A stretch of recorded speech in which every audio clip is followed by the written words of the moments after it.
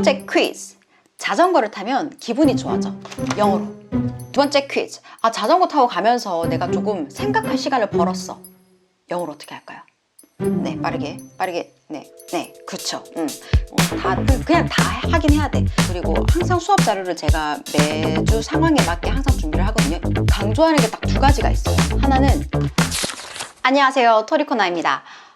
오늘은 영어에 대한 이야기를 조금 해볼까 하는데요. 사실 영어 이야기를 진짜 많이 하고 싶긴 했어요, 항상.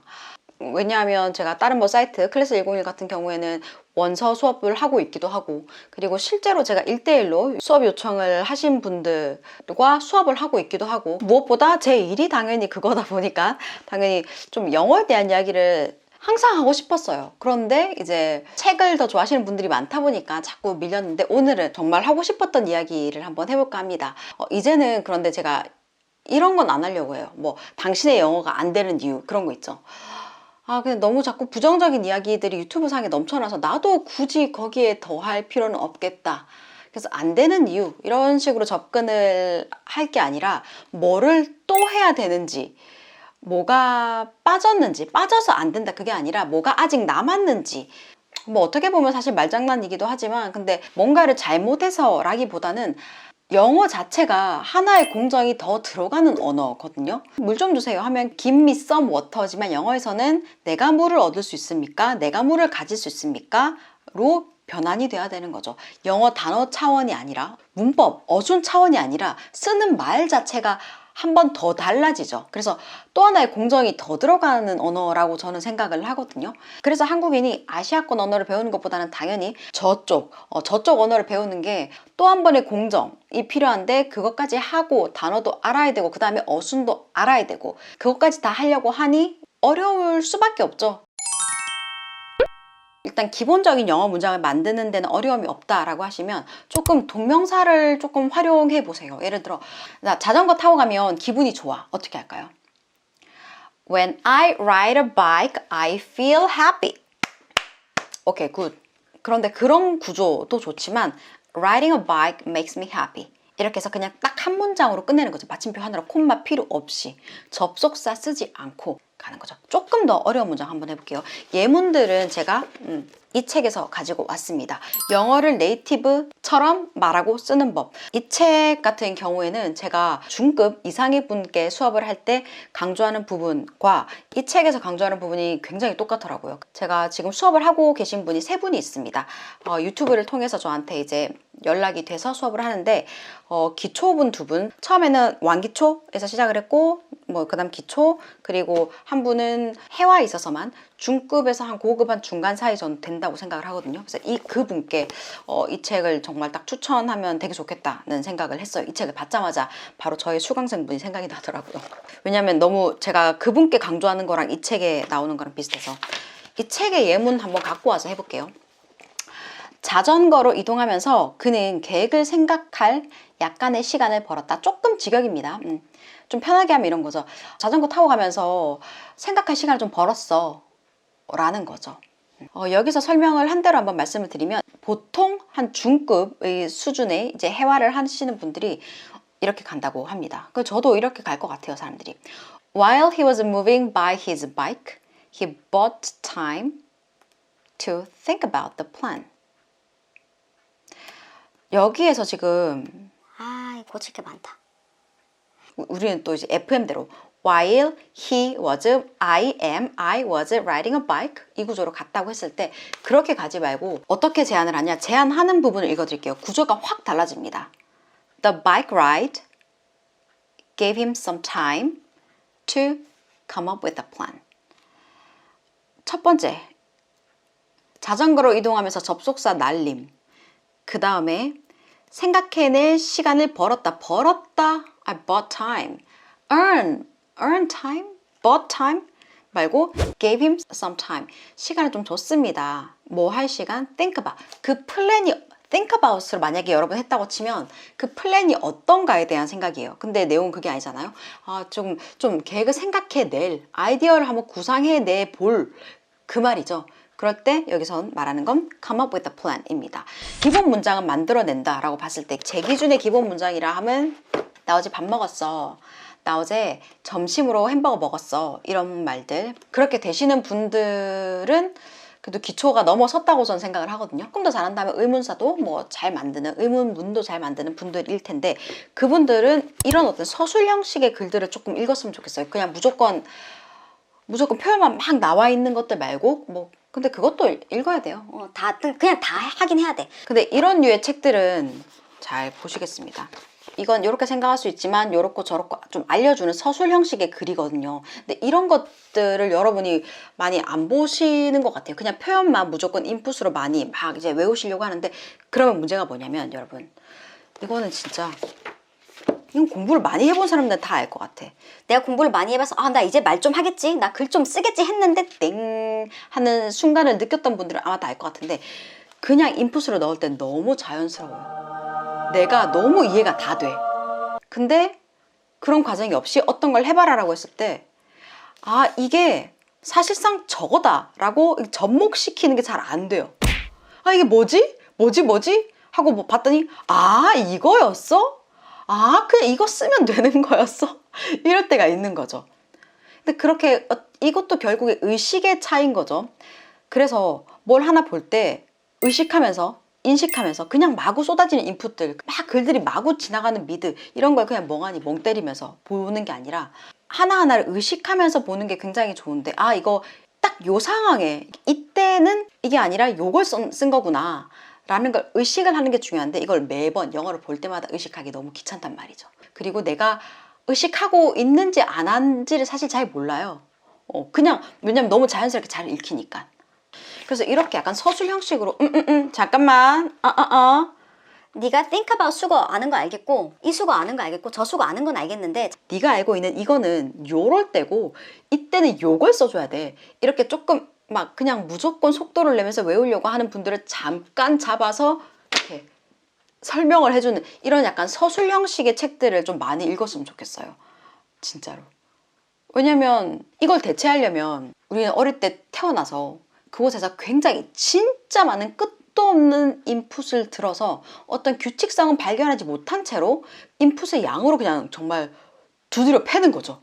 그래서 완전히 내가 영어가 체화된 게 아니라면 우리는 어떤 하나하나를 의식하면서 규칙성을 발견을 해나가든지 인위적으로 외우고 이해하는 과정이 필요할 수밖에 없거든요. 근데 그래서 이렇게 조금 설명을 해줘야 돼요. 여기서 뭐라고 설명을 하냐면, 여기서 생각해내다는 아이디어나 계획을 생각해내는 것이기 때문에 come up with을 써야 합니다. 우리가 알고 있는 think about는 어떤 것을 생각한다는 그 자체로 위 문맥은 맞지 않고, 이동을 한다고 할 때도 여러분이 막 무작정 외우고 그냥 훅 지나가게 될 어떤 인풋들에 살짝 제동을 걸면서 좀 고쳐줄 이런 약간 서술 형식의 책을 조금 읽으면 좋겠다. 나라면 읽겠다. 저는 많이 읽었어요. 이런 걸 많이 읽어야 돼요. 안 그러면 여러분 정말 죽도 밥도 안 됩니다. 내가 영어에 너무 한이 맺혀서 뭔가 열심히 하긴 했는데 이상해. 내가 이거 영어 단어로는 다 정말 다 바꿔서 타타타닥 넣을 수 있는데 조합해보면 뭔가 이상해. 너무 길고 생뚱맞은 것 같아. 그래서 미드를 외워보니 엄한 데다가 엄한 표현을 막 찔렀어 내가. 이런 서술 형식의 글들을 조금 많이 읽었으면 좋겠고, 그 다음에 진짜 강조하고 싶은 거, 이제 아까 처음 했던 얘기로 돌아가는데요. 이 책에서 여러 가지 이야기를 해요.